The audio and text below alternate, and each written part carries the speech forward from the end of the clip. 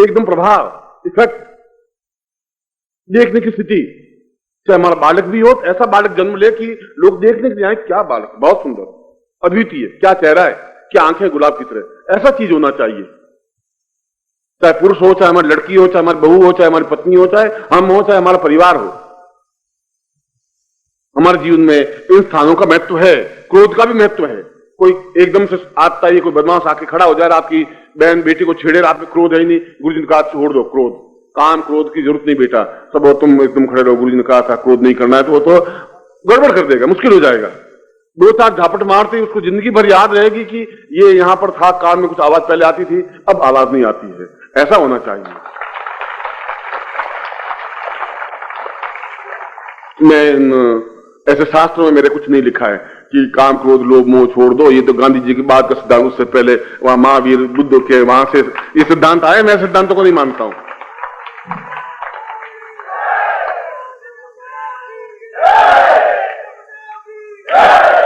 अतिक्रमण नहीं होना चाहिए। क्रोध का अतिक्रमण 24 घंटे आंख लाल ही पत्नी के ऊपर बरसते ही नहीं, साली रान तू बदमाश, तू साली रान बदमाश, तू रान बदमाश, ऐसा क्रोध मैं आपको नहीं देना चाहता हूं। या पत्नी आपका ढोल पीटती रहे 24 घंटे, तुम कुछ करता नहीं, तुम कुछ करता नहीं, तुम्हें साड़ी लाता नहीं, तुम्हें साड़ी लाता नहीं, ये क्रोध, ये ऐसा नहीं। काम हो, क्रोध हो, लोभ भी जरूरी है, मोह भी जरूरी है, अहंकार भी हो, हम में हो, हम हैं कुछ, हम हैं, दुनिया है।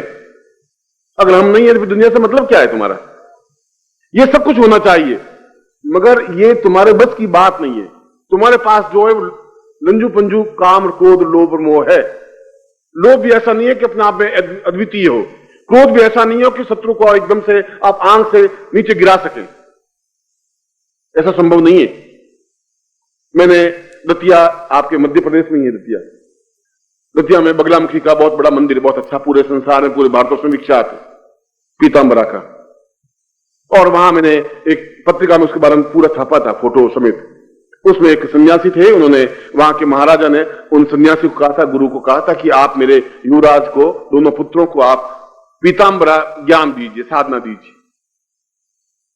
और पीतांबरा का मतलब है, बगलामुखी का मतलब है कि हमारी आंख में इतनी ताकत, क्षमता आ जाए, इतना क्रोध आ जाए कि बस शत्रु को अपने आप में समाप्त कर सकें।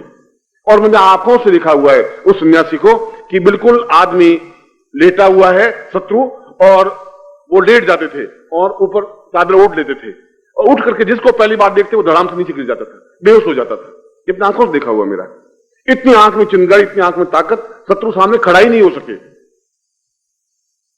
यह भी साधना के माध्यम से ही तो संभव था। इतना पुरुषोचित सौंदर्य साधना के माध्यम से ही संभव है। जब मध्य प्रदेश में इतना पीतांबरी का पीठ अपने आप में पूरे संसार में विख्यात, और हम एक कायर की तरह खड़े हो सके, यदि हमारे पास कोई स्थिति नहीं है। और अगर फिर वही घूम करके मैं आ रहा हूं कि अगर सम्मोहक व्यक्तित्व नहीं है, और एक सम्मोहक व्यक्तित्व में सब कुछ आ गया, जीवन का पूरा सार आ गया आपका, फिर जीवन में और कुछ करने की जरूरत नहीं है आपको, फिर जीवन में कुछ बाकी चिंतन करने की जरूरत नहीं है। उसमें आपके क्रोध भी है, उसमें आपके अहंकार भी है, जोश भी है, क्षमता भी है, ताकत भी है, एक सौंदर्य भी है, और वीरोचित भाव भी है, ऊंचा उठने की भावना है, और जमीन पर पड़े हुए आकाश को छूने की हिम्मत और क्षमता है हमने, और वो होना चाहिए हमें।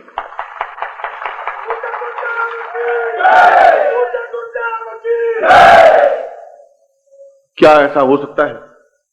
यह मैं आज, क्योंकि मुझे उन सीढ़ियों तक पहुंचाने के लिए आपको, लक्ष्मी आपके पास है, लक्ष्मी को आप समेट करके रख नहीं सके, संभाल नहीं सके, आपके पास नहीं टिक पाएगी यदि आप में पुरुषोचित सौंदर्य नहीं है, पौरुषता नहीं है। इसलिए भगवान नारायण को, जहां लक्ष्मी उनके पांव दबाती है, उनको पुरुष नहीं कहा गया, पुरुषोत्तम कहा गया। ये पुरुषों में भी उत्तम पुरुष है, अद्वितीय पुरुष है। आप भी एक अद्वितीय पुरुष बने तो लक्ष्मी आपकी चेरी बन सकेगी, दासी बन सकेगी, या फिर लक्ष्मी पुत्र बन जाइए आप, या लक्ष्मी दास बन जाइए, लक्ष्मीपति नहीं बन सकते। कुछ लोग लक्ष्मीपति होते हैं, लक्ष्मी उनके पीछे पीछे घूमती रहती है, जहां भी जाए पीछे नारी की तरह घूमती रहती है। ये लक्ष्मीदास होते हैं, वो बस हे मैया हे मैया हे मैया करते रहते हैं। और कुछ लक्ष्मी पुत्र होते हैं, वो जब बोलते ही नहीं, कुछ हो ही नहीं सकते। मैं आपको लक्ष्मीदास और लक्ष्मी पुत्र बनाना ही नहीं चाहता हूं। लक्ष्मीपति बने, अद्वितीय बने।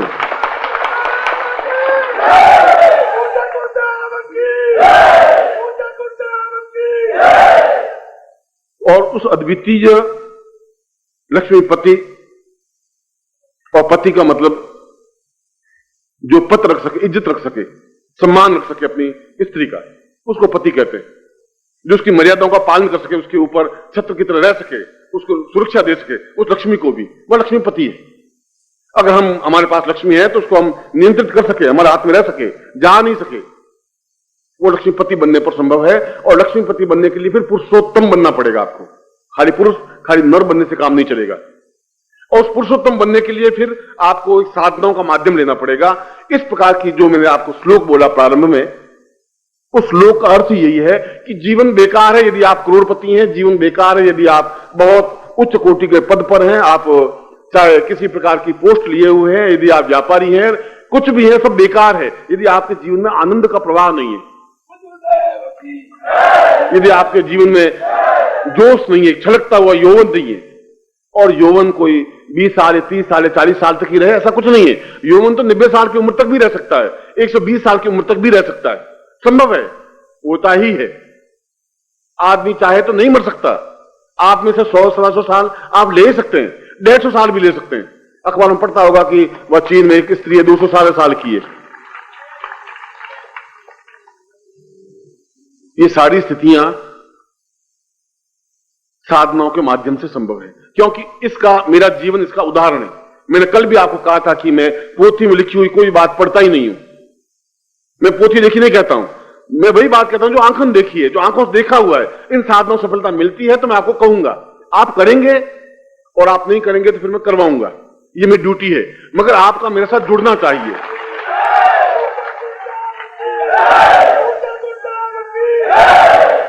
और इसीलिए वह मैंने महाविद्या उपनिषद से जो श्लोक बताया, उस श्लोक का तात्पर्य यही है।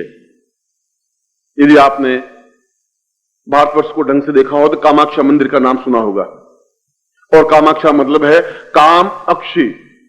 कामाक्षा, अक्षी का मतलब है पूरा देखने की क्रिया, पूरे शरीर, एक एक शरीर का अंग अंग अपने आप में आंख हो जाए।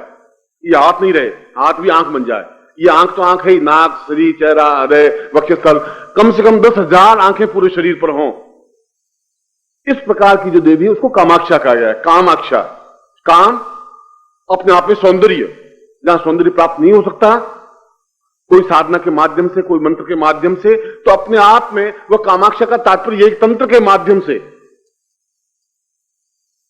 और तंत्र का मतलब है कि जो हम चाहें वही हो, क्योंकि हम पुरुषोत्तम हैं। पुरुषोत्तम तो फिर चाहेगा वही होगा, पुरुष चाहेगा वैसा दूसरा करेंगे।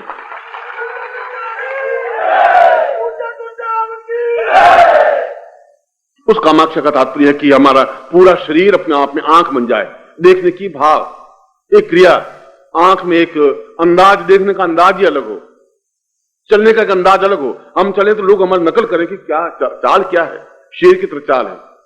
उठने की क्रिया हो, बैठने की क्रिया हो, बात करने की स्टाइल हो, हमारी स्टाइल लोग नकल करें, हमारे सौंदर्य को लोग देखें, अनुभव करें, चाहे वो पुरुषोचित सौंदर्य हो, चाहे नारीचित सौंदर्य हो, चाहे हमारा किसी प्रकार का सौंदर्य, तो सौंदर्य होता है, मगर सौंदर्य ऐसा हो जो सामने वाले देखे को प्रभावित कर सके।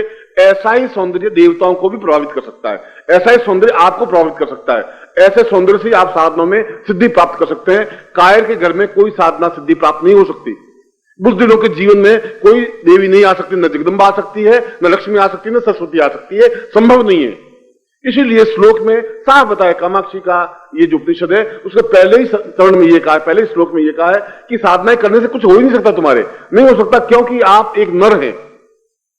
और नर का मतलब है मेरे जैसा एक और चीज पैदा कर दूं, उसको नर कहते हैं। गाय, भैंस एक अपने जैसा एक बछड़ा और पैदा कर देगी, गाय अपने आप में एक बछड़ा पैदा कर देगी। ठीक हम भी प्राणी हैं, वो भी प्राणी, जिसमें प्राण है हम भी प्राणी हैं, और हम बहुत खुश हो रहे हैं, पुरुष हैं, हम स्त्री हैं, वो नर हैं। और नर से ऊंचे उठने की क्रिया पुरुष है।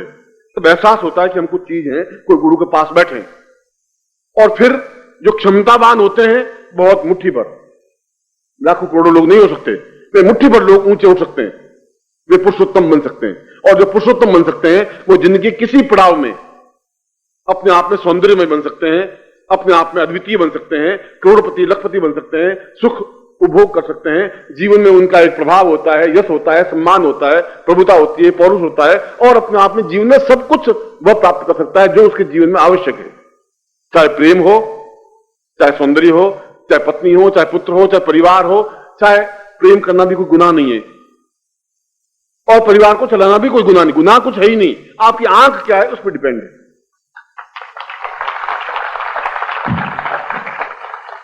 जिसका मानस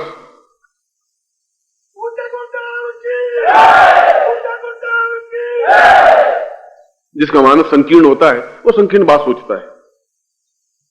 आपके जीवन में पूरे नवरात्रि साधना में जो कुछ आगे साधना में बताने जा रहा हूं, और जो अपने आप में महत्वपूर्ण साधना है, उस साधनाओं से पहले ये जरूरी है, ये अत्यावश्यक है, ये अनिवार्य है कि आपका एक पुरुषोचित सौंदर्य बन सके। आपको मैं 4 महीने बाद देखूं तो आप अपने आप पे गर्व कर सके कि मैं कुछ था और अब हूं।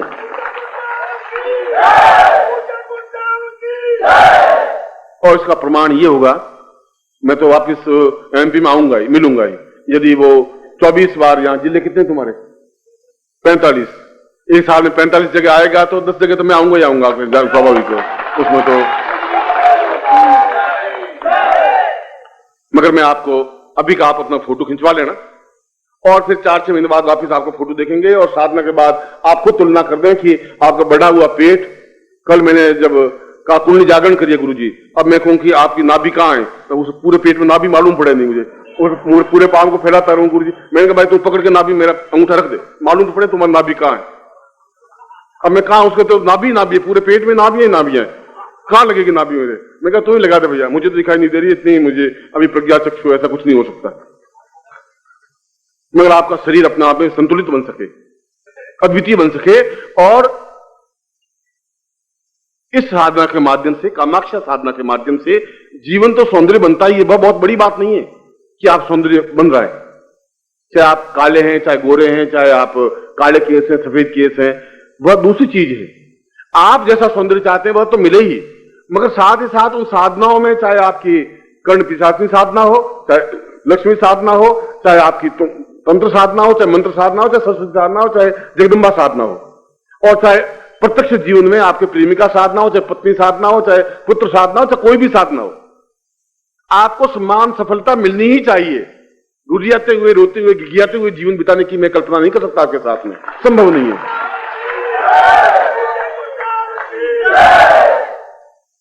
और मैं आप में से प्रत्येक को, जो साधना शिविर में भाग ले रहा है, जो नहीं ले रहा है, उन सबको मैं अवसर दे रहा हूं कि आज का यह अद्वितीय प्रयोग आप खुद देखें जीवन का।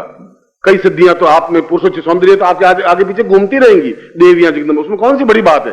सौंदर्य आप में होना चाहिए। भगवान विष्णु जहां खड़े होंगे वहां कम से कम 15-20 तो आगे खड़ी होंगी ही स्वाभाविक। सभी अष्ट सिद्धियां, 9 निधियां अपने आप में उसके होंगी, क्योंकि शास्त्रों में कहा है कि जहां विष्णु है वहां अष्ट सिद्धियां उनके सामने हाथ बांधे खड़ी रहती है, 9 निधियां उनके सामने तरफ चतुर्थी घूमती रहती है। उन्होंने साधना नहीं की विष्णु ने कि अष्ट सिद्धियां मेरे सामने आवे और 9 निधियां मेरी तरफ घूमे, क्योंकि पुरुषोत्तम है।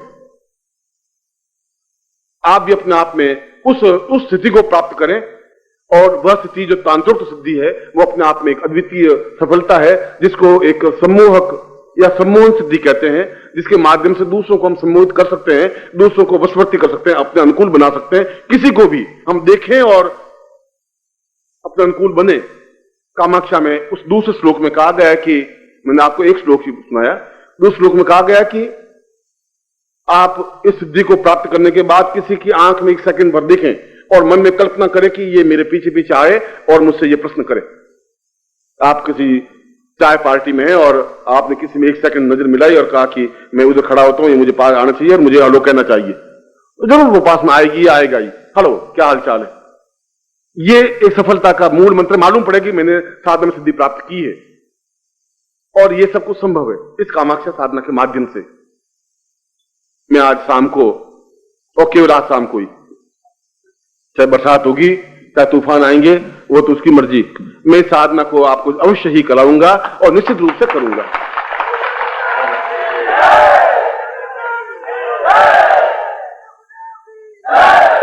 और जो शिविरों में भाग ले रहे हैं, जो 2 साल 3 साल से मेरे साथ जुड़े हुए हैं, आप देखा होगा मैंने किसी शिविर में कामाक्षा साधना प्रयोग करवाई नहीं है।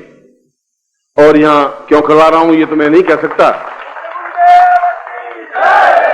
मगर साधना में करवाऊंगा। और अगले 4 महीने बाद आप स्वयं अपने आप में एक सभी दृष्टियों से संपन्न, ऐश्वर्यवान, सौंदर्यवान और पूर्णतः मैं आपको देखना चाहूंगा। मैं एक बार फिर आपको हृदय से आशीर्वाद देता हूं।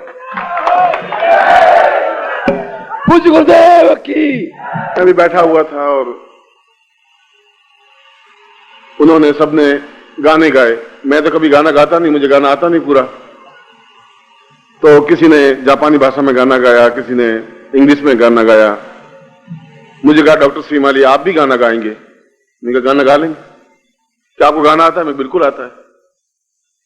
तो उसने कहा कि तरन्नुम में? मैं कहा बिल्कुल तरन्नुम में, ऐसा गाएंगे कि बस आप देखते रह जाएंगे।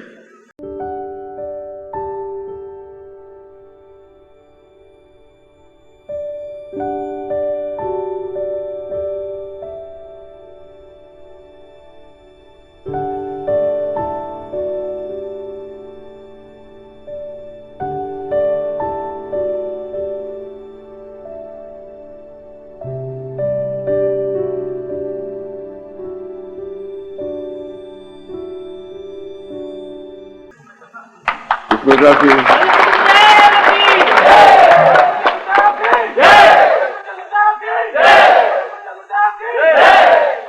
तो उन्होंने सोचा 6 महीने से कभी इसने गाने में भाग नहीं लिया। प्रोफेसर साहब ने पढ़ाते रहे और ज्योतिष पढ़ाते रहे, संस्कृत पढ़ाते रहे, मगर गाना कभी इनका सुना नहीं। और आज कह रहे हम तरन्नुम में गा लेंगे। और तो क्या आप किन किन भाषाओं को जानते हैं? मैंने कहा सभी भाषाओं को जानते हैं। क्या आप हिंदी, संस्कृत, इंग्लिश? इंग्लिश में गा लेंगे। क्या अच्छा इंग्लिश में गा लेंगे? तो हम पूछेंगे कि आपको फ्रेंच में? फ्रेंच में गा लेंगे। उसमें कौन सी लंबी चौड़ी बात? उनका बड़ा विद्वान है, सब गानों में माहिर है। अच्छा तो हम पूछते हैं कि सबसे संसार में सबसे कठिन भाषा चीनी भाषा मानी जाती है। बाकी भाषाएं तो इजी हैं। आपने चीनी भाषा को देखा नहीं होगा, बड़ी डिफिकल्ट लिखी जाती है और बहुत डिफिकल्ट पढ़ी जाती है और उसकी भाषा समझ में आती नहीं है। तो एक प्रोफेसर ने खड़े होगा, डॉक्टर श्रीमाली एक आपसे बात करें। मैंने कही कि आप जापान में 5 महीने रह के आए, कभी आपका गाना सुना नहीं, और आप कहें फ्रेंच में गा लेंगे तो गा सकते हैं, I don't know you are right और रॉन्ग, मगर आप जापानी में भी गा लेंगे? नहीं। चीनी में भी गा लेंगे? नहीं, चीनी में भी गा लेंगे। क्या चीनी गाना आता है? नहीं गाता है। क्या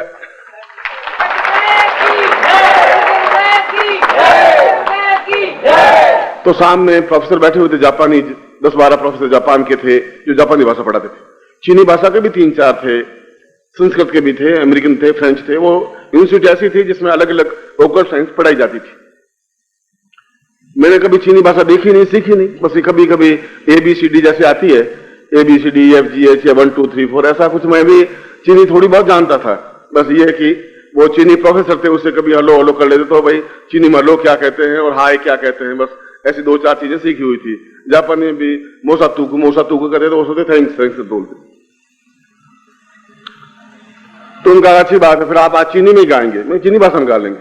या फिर आप ठीक, बाकी जापानी में गाया, किसी ने गाया, उनका आप डॉक्टर श्रीमाली चीनी भाषा में गाएंगे। हम सोचा सारा चीनी भाषा में 4 से प्रोफेसर बैठे हुए, अपन जोश में बोल तो गए और चीनी भाषा आवे नहीं, आई नहीं आवे चीनी भाषा की, क्या करेंगे? फिर भी बैठ गए। मैंने कहा कि मैं आपको चीनी भाषा में बहुत क्लासिकल सॉन्ग, और इतना क्लासिकल सॉन्ग कि आप एहसास करेंगे कि कोई सॉन्ग एक बहुत प्राचीन, एक उसके भाव और इतने गहरे भाव हैं कि एक अपनी प्रियतमा अपने प्रेमी को समझा रही है कि किस ढंग से तुम्हें जिंदगी में काम करना चाहिए, क्या ऐसा थोड़ा सा उसको पहले भूमिका मान दिया और फिर मैंने गाना शुरू किया। और बैठे हुए थे विद्यार्थी, बैठे हुए थे 1200-1300, और प्रोफेसर बैठे हुए थे, इधर इधर बैठे हुए थे। अपने कहा कि चीनी भाषा में मैंने कहा कि क्यों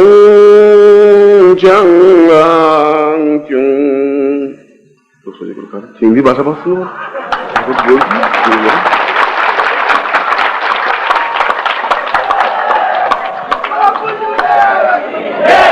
अब यहाँ प्रोफेसर की बात कर रहा हूँ। यहाँ गुरुदेव कहाँ से आए? यहाँ प्रोफेसर साहब की बात कर रहा हूँ। जब यूनिवर्सिटी में था तो उन्होंने कहा कि नहीं, फिर मैंने कहा आप सुनिए। तो फिर मैंने कहा कि पूरा आप गाना तसल्ली से सुनिए और इसके भाव को समझिए, जो मैं कहना चाहता हूँ। इसमें इतनी गहराई है कि आप फिर समझ नहीं पाएंगे, बहुत ही डीप सॉन्ग है ये। और फिर मैंने कहा कि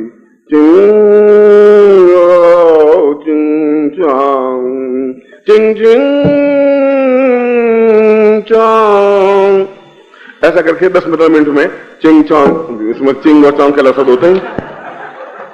मैं चीनी भाषा के जो विद्वान बैठे थे वो मुझे बराबर घूर रहे थे। उन्होंने सोचो मैं जो गाना खत्म किया, लोगों ने बहुत तालियां बजाई एकदम से और पूरा हॉल तालियों से गड़गड़ाहट हो गया।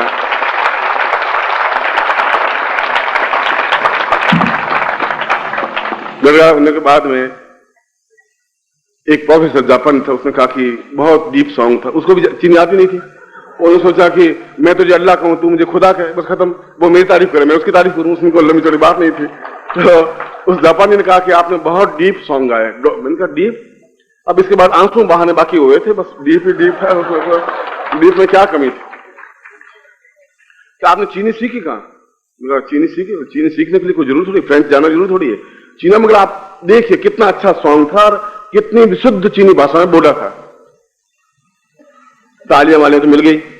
उसके बाद एक प्रोफेसर, चीनी के प्रोफेसर थे चीनी भाषा के, वो मेरे पास आकर के और बोले कि डॉक्टर सीमाली एक बात पूछूं आपको, ये गाना तो था ही नहीं, आप तो 1 2 3 4 5 6 9 10 संख्या बोल रहे थे आप तो। मैंने कहा कि कुछ भी बोल रहा था और गाने के साथ बोल रहा था, जो आता था वो ही बोल रहा था। तो यहाँ संगीतकार थे, वो आते हैं बोल रहे हैं, बस अपन सुन रहे हैं, कुछ समझ में नहीं आ रहा क्या बोल रहे हैं, कैसे बोल रहे हैं, मेरे तो कुछ समझ में नहीं आ रहा। कुछ अच्छी ढंग से बोलिए, कुछ बहाना समझ, जैसे मैं चीनी बोल रहा हूँ वैसे आप गाने बोल लेते हैं, ऐसे मेरे समझ में नहीं आएगा। कल बहुत अच्छी ढंग से गाना गाएं और बहुत अच्छी प्रैक्टिस से करें।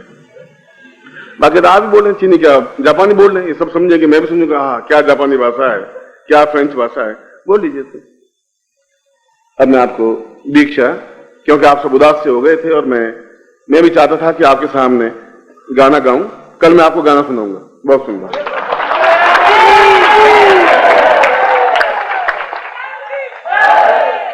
फिलहाल तो ये माइक नीचे रखें, फिर हम वापस दीक्षा क्रम में आए और विशुद्ध मन से उस दीक्षा को प्राप्त करें जो कि जिस भावना से, जिस उद्देश्य से मैं कल भी आपको कालिदास का उदाहरण देकर समझाया था कि एक बिल्कुल मूर्ख व्यक्ति भी एक दीक्षा के माध्यम से विद्वान बन सकता है। जैसा मैंने बताया कि स्वास्थ्य को अनुकूल बनाया जा सकता है, जीवन की समस्याओं को सुलझाया जा सकता है और इन दीक्षाओं के माध्यम से जो भी हमारे जीवन की आकांक्षाएं होती हैं, और आकांक्षाएं हों, बिना इच्छाओं के आदमी ऊंचा उठ ही नहीं सकता। आदमी ऊंचाई पर तभी उठता है जब उसकी इच्छाएं होती है, आकांक्षाएं होती है, भावनाएं होती है, प्रतिस्पर्धा होती है, आगे बढ़ने की एक लालसा होती है, ललक होती है। और जब तक गुरु मंत्र आपके पास में है और कभी आप अभ्यास करें, अभी उसको आप समझ नहीं पा रहे हैं, न गुरु के महत्व को समझ पा रहे हैं और न गुरु मंत्र को समझ पा रहे हैं। गुरु मंत्र का तात्पर्य है कि आपके साथ निरंतर गुरु का साहचर्य, गुरु साथ में है, चाहे आप गाड़ी चला रहे हैं, चाहे आप घर में हैं, चाहे बाहर हैं, चाहे विपत्ति में हैं, चाहे परेशानी में हैं, चाहे बाधा में। इसलिए जब गुरु मंत्र लें तो पूरी क्षमता के साथ लें। और जब मैं आपको शक्तिपात करूं तो फिर मैं इस बात की चिंता नहीं करता कि आप गिर रहे हैं या लुढ़क रहे हैं या क्या कर रहे हैं। मेरी ड्यूटी है कि मैं आपको पूरी शक्तिपात से जो कुछ देना चाहता हूं दे दूं। कई बार आप दुबले पतले होते हैं तो ऐसा मुझे चिंता होती है कहीं एकदम ज्यादा शक्तिपात नहीं हो जाए, बड़ा बैलेंस से काम करना पड़ता है। मगर फिर भी मुझे बहुत प्रसन्नता है कि आप लोगों में एक जागरूकता है दीक्षा लेने की, प्राप्त करने की। इंग्लिश में एक शब्द है स्नेच्ड, छीनना, झपटना। आप गुरु दे या नहीं दे, आपको उनसे प्राप्त करना चाहिए, छीनना चाहिए, स्नेच करना चाहिए, चाहे दीक्षा के माध्यम से, मंत्र के माध्यम से होना ही चाहिए।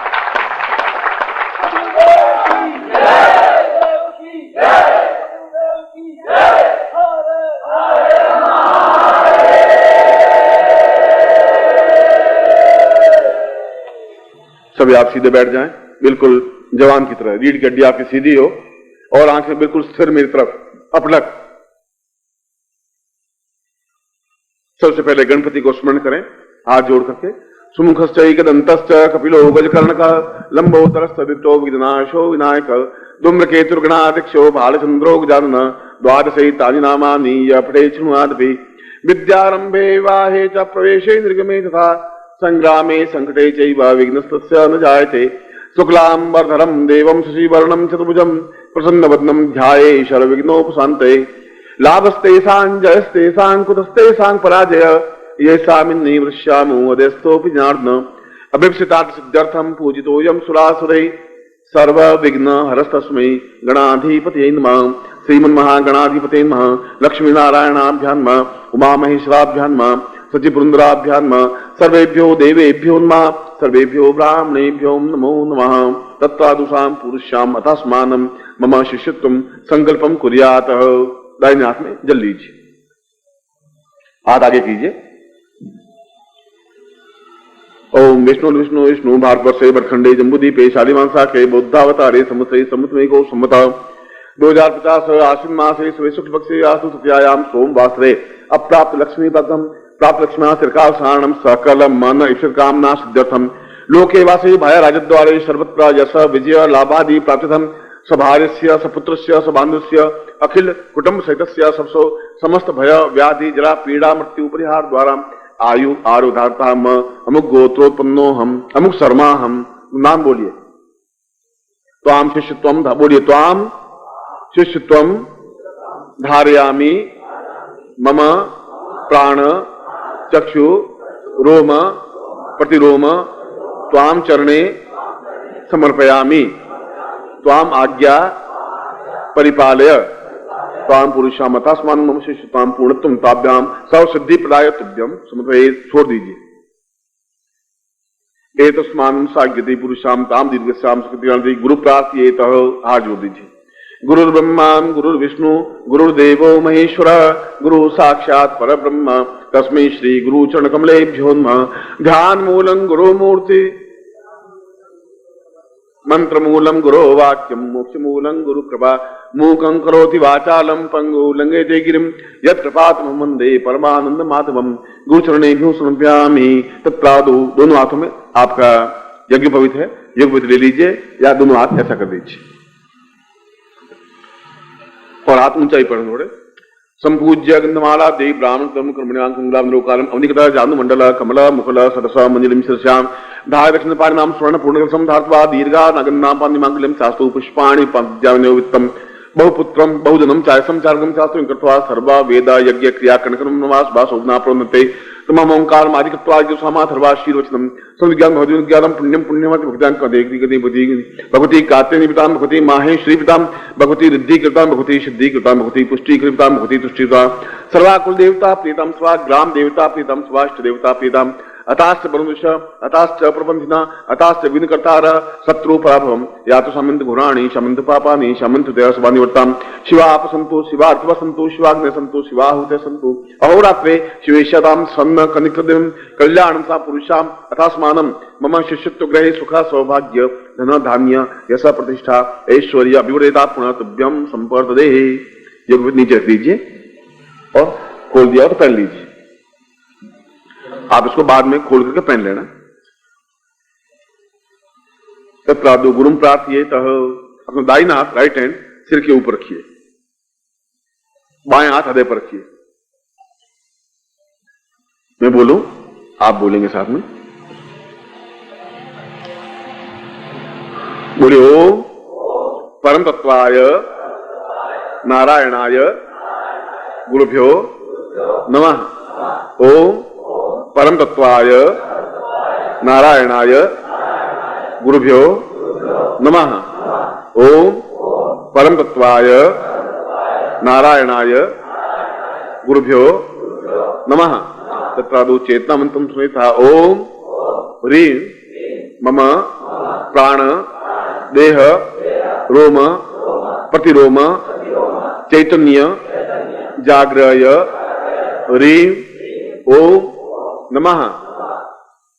गायत्री मंत्रम से था। ओम भूर्भुवः स्वः तत्सवि तुर्वरेण्यं भर्गो देवस्य धीमहि धियो यो नः प्रचोदयात्। पुरुषां तुभ्यं संपर्दते। दोनों हाथ ऐसा कर दीजिए, खोल दीजिए। मैं आशीर्वाद बोल रहा हूं। मंत्रार्था सफला संतु पूर्णाम संतु मनोरथा शत्रुणाम बुद्धिनाशोस्तु मित्राणाम यस्त्वा ऋग्वेदो यजुर्वेद सामवेदो यथोर्णाम ब्रह्म वाक्यस्थान्त्यम हनन्तीं तव शत्रुवाम अक्षतान् प्रस्थेतोन्त्यं गृह्णन्ति ये नरा चत्वारो वर्धते लक्ष्मी आयु बुद्धि यशो बलम श्रीर्वचस्यमायुष्यमारोग्यम मावदत्मानं महीते दान्यं धनम पशुपुत्र लाभम सत्संवत्सरम दीर्घमायु यजमान पुत्रवान सुखवान लक्ष्मीवान भवः। त्वमेव माता च पिता त्वमेव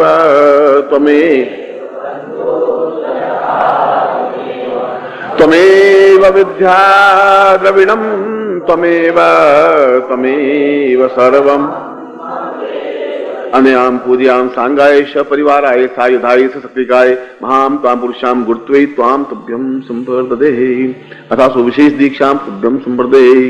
आप यहीं बैठे रहेंगे और विशेष दीक्षा का ये माइक बेटा नीचे ले ले।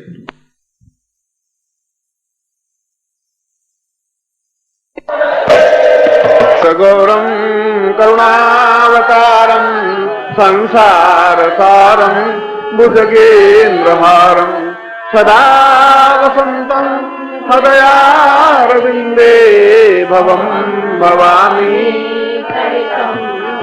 ओम जय जगदीश हरे स्वामी जय जगदीश हरे।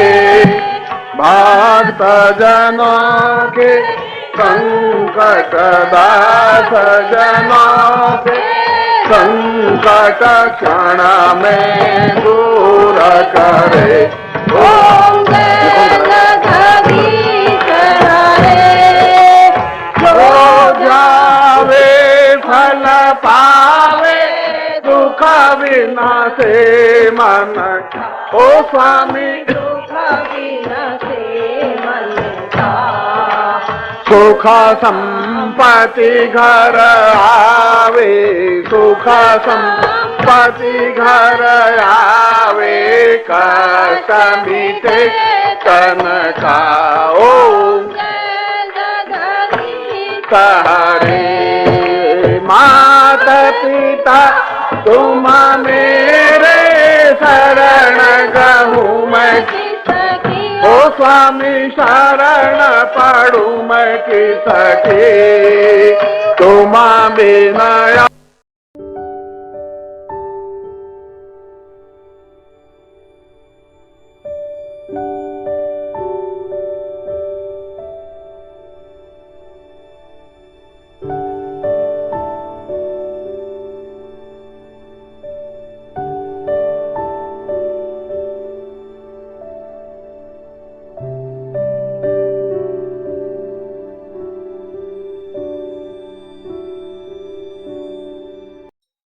ओम परम तत्वाय नारायणाय गुरुभ्यो नमः। ओम ह्रीं मम प्राण देह रोम प्रतिरोम चैतन्य जाग्रय ह्रीं ओम नमः। ओम भूर्भुवः स्वः तत्सवितुर्वरेण्यं भर्गो देवस्य धीमहि धियो यो नः प्रचोदयात्।